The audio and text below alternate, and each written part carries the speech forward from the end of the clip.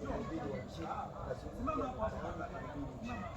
lakini naomba tu nipe dakika moja, naomba nipe dakika moja nikusomee kifungu, maanake uhai ulio nao sio wako, ni wa Mungu.